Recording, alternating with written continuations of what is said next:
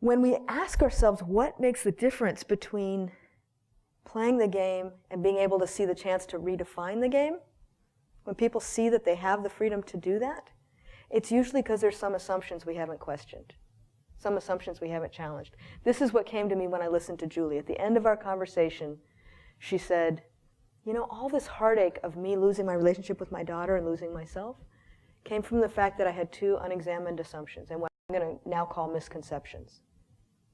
They were, you can't set limits at work, and this is what my kids want.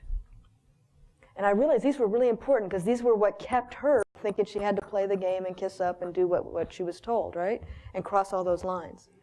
And if we find these, then we can re-examine whether we want to play the game or shift over to redefining the game. So I went back through all my interviews, and I started trying to find the particular assumptions that other people had made that led them to play the game or to feel like it was too costly not to.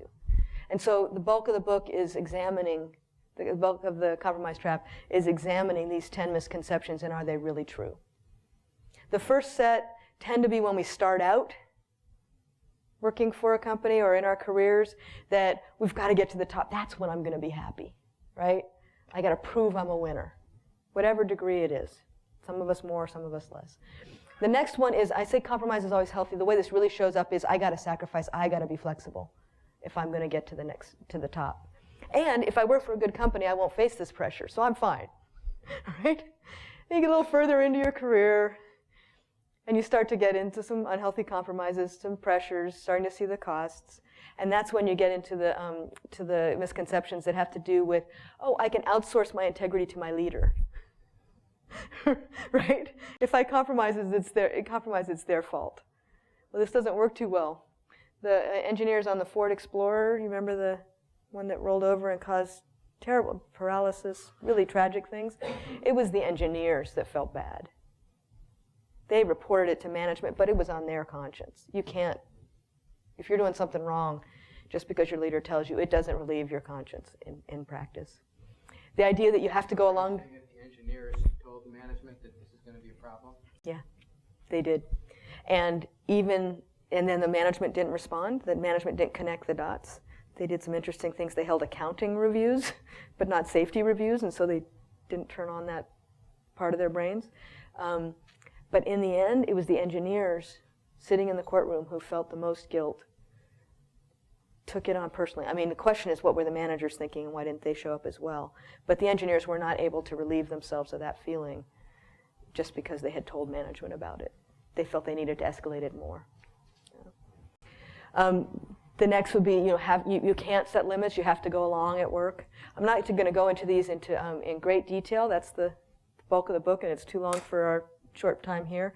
But this second set basically have to do with what can I do when I'm facing pressure that I can see is unhealthy. And then the third set is, if I'm going to push back, what does that look like?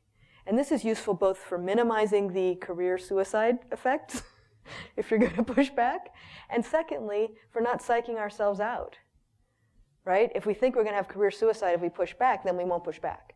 So really testing, what does it look like, and building the skills to push back. Like the guy with the no bad loan, he did that very skillfully. He said, here's my process, tell me what I did wrong. That's a pretty skillful, that's one of the best practices for this. I was fortunate to work with Dr. William Ury on his book, The Power of a Positive No, and there's a recipe for saying no effectively that doesn't trigger retaliation. We got to learn that. And then the last one I think is very interesting. We have some assumptions that if everyone in a company has ethics, the company will have ethics. And this is the area I'm most intrigued by now, because that's not true. If we don't transfer promises, there are all kinds of things that have to happen for the company to live up to its promises beyond just individuals. And if we don't know that, we either get too discouraged or assume we're doing enough when we're not.